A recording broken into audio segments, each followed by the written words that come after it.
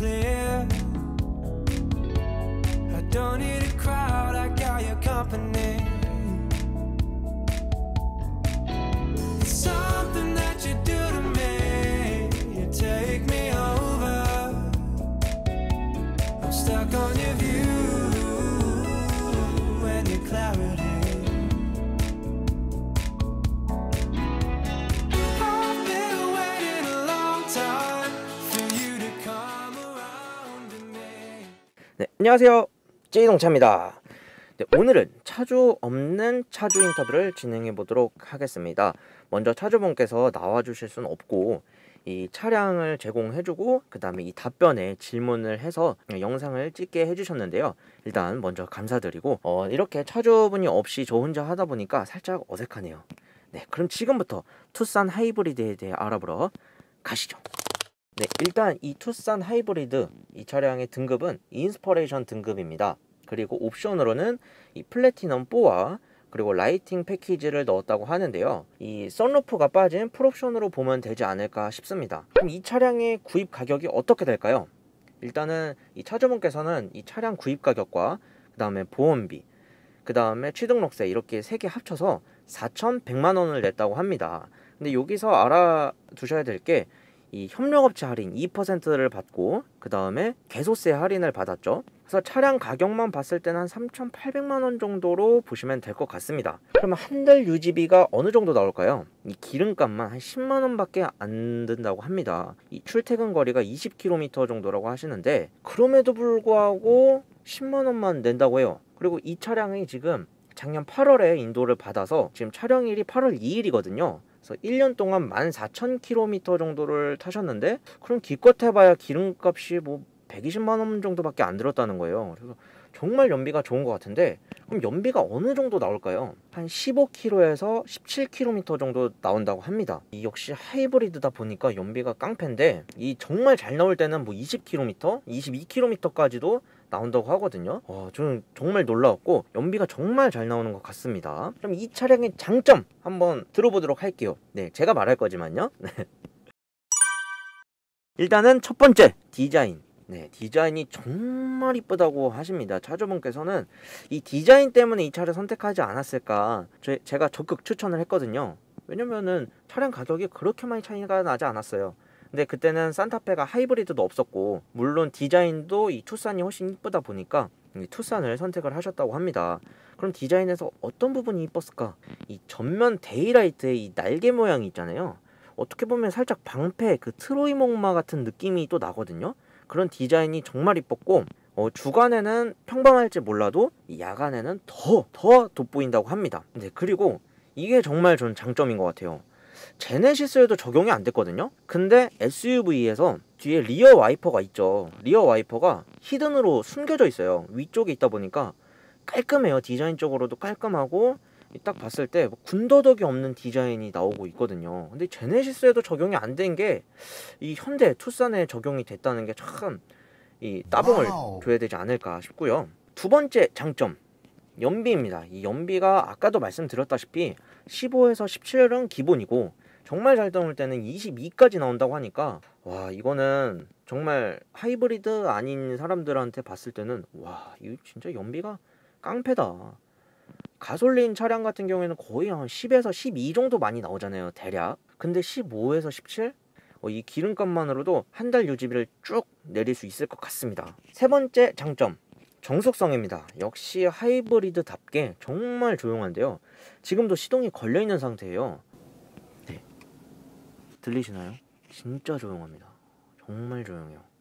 제가 디젤 오너로서 그리고 지금 오늘 차 타고 온 거는 가솔린 이 세단을 타고 왔는데도 불구하고 진짜 조용합니다. 차가 시동이 걸려있는 것 같지도 않고 확실히 저속에서는 이 EV 모드로 가잖아요. 그러다 보니까 정말 조용합니다. 근데 저는 니로 하이브리드를 잠깐 타봤었거든요. 뭐 렌트카로 탄 거지만 잠깐 탔을 때도 이게 엔진이 개입될 땐 두두둥 이러면서 이렇게 몸에서 딱 그 진동이 오거든요. 근데 이 차량 같은 경우에는 그런 진동도 없고 정말 뭐 미션에서 막 울컥거림도 없고 정말 이 투싼 하이브리드를 제가 옆에서 탄 거지만 제가 운전을 직접 해본 건 아니지만 정말 좋았다. 정말 조용하다. 네 번째 장점 외부 공기 차단을 자동으로 해준다. 요즘 이 현대자동차가 정말 잘하는 것 같아요. 저는 경험 못 해봤습니다. 저는 경험 못 해봤는데 이 차주분께서 이 창문을 열고 터널을 지나가다가 자동으로 창문을 닫고 그 다음에 내부 순환으로 전환을 해준다고 하는데 이거 사실 귀찮거든요. 저는 창문 내리고 다니는 걸 정말 좋아해서 터널 들어가기 전에 창문 다 닫아야 돼요. 또 막 왔다 갔다 하고 막 그리고 이거 내부 순환 누르고 근데 자동으로 해준다는 거는 정말 편리하지 않을까. 저는 창문은 진짜 열고 다니는 사람으로서 정말 탐나는 기능이 아닌가 싶습니다. 5번째 장점, 원격 스마트 주차 보조. 이거 아시죠? 키에 있는 거. 요 키로 왔다 갔다 할 수 있죠. 쓸모없다고 하시는 분들 있거든요. 정말 이거 뭐 안 쓴다, 이 기능 잘 안 쓴다라고 하시는 분들도 있는데 이 차주분께서는 또 키가 커요. 키가 192시기 때문에 차를 이 공간이 좁으면은 타고 내리기가 사실 불편하잖아요. 근데 이 차량 같은 경우는 그냥 앞에 차 조금 띵 당겨가지고 이 기능 써가지고 쫙 빠진 다음에 타면 되니까. 그리고 겨울철에 정말 유용하다고 해요. 특히 이 패딩을 입으니까 롱패딩 입었을 때는 또 막 벗어가지고 또 이거 정말 또 주차 공간이 좁잖아요. 그 주차 공간 좁은 데로 들어가서 또 해야 되다 보니까 저는 이 기능 진짜 이것도 탐나요. 역시 요즘 차답다, 요즘 현대차답다 라고 보이는 것 같습니다. 자, 이제 장점은 여기까지만 하고 단점 한번 들어보도록 할게요. 근데 이 차량은 장점만 있다고 해요. 이 차주분께서 단점이 없다는 거예요. 그래서 단점 없는 차가 어딨냐, 단점 좀 더 말해달라, 억지로 짜내가지고 단점을 말씀해 주셨어요. 자, 단점 첫 번째, 일단 센터페시아가 다 블랙 하이그로시다 보니까 먼지가 정말 잘 보인다고 해요. 특히 지문, 이 지문에 블랙 하이그로시가 취약하잖아요. 그래서 이 모닝 터치 같은 거 해도 다 막 지문 자국 묻어 있고 먼지 있고, 그게 단점이라고 하는데 블랙 하이그로시 싫어하는 사람 있을까요? 저는 좋아요.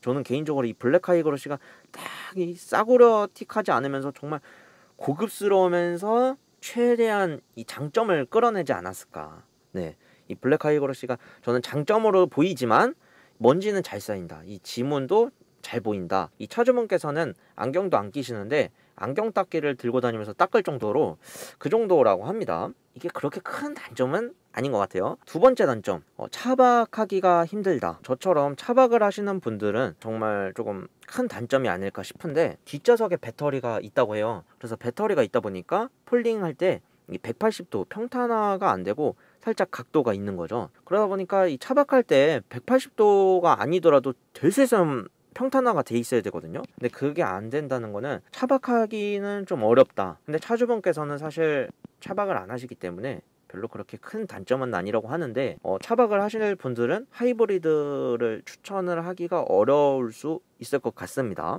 그러면 이 차량을 튜닝하신 내역이 있으신지 물어봤는데 없다고 합니다. 지금 완전 1년 동안 차를 타시는데 순정 상태로 타셨고, 그나마 튜닝이라고 말하기는 좀 그렇지만 차량 구입할 때 그 라이팅 옵션을 넣었죠. 이 트렁크에서 LED 나오는 거 같고, 그 다음에 차량 문 열었을 때 LED 불 나오는 거, 그리고 내부등 LED, 요게 옵션이 34만원을 추가해가지고 구입을 하셨다고 하고요. 이거는 근데 뭐 튜닝이라고 하기는 좀 어렵죠. 그리고 이 하이브리드인데도 불구하고 로고가 없어요. 하이브리드 엠블럼이 없어서 트렁크에다가 하이브리드 엠블럼을 부착했다고 합니다. 앞으로 튜닝도 딱히 안 하실 것 같고, 제가 봐도 이 투싼 하이브리드를 타시는 분들은 굳이 튜닝을 안 하셔도 되지 않을까 싶고요. 그럼 옵션 중에 추천하는 옵션이 있냐라고 질문을 드렸는데 이 차량은 지금 플래티넘 4 옵션을 넣었죠. 그래서 원격 스마트 주차 보조, 그리고 서라운드 모니터, 그 다음에 후측방 모니터, 그리고 뭐 보스 프리미엄 사운드, 이렇게 옵션이 추가가 된 건데, 일단 원격 스마트 주차 보조는 있으면 사용하지만 굳이 뭐 그렇게 쓰지 않을 때도 있다, 뭐 이렇게 말씀해 주셨고, 후측방 모니터는 비가 쏟아질 때 무조건이다, 이거는 진짜 무조건 있어야 된다 라고 해주셨어요. 첫 차로 투싼 하이브리드를 구입하시는 거에 대해서 어떻게 생각하느냐 라고 질문을 드렸는데, 일단은 가솔린과 디젤 모델보다는 하이브리드 모델을 추천을 한다고 합니다.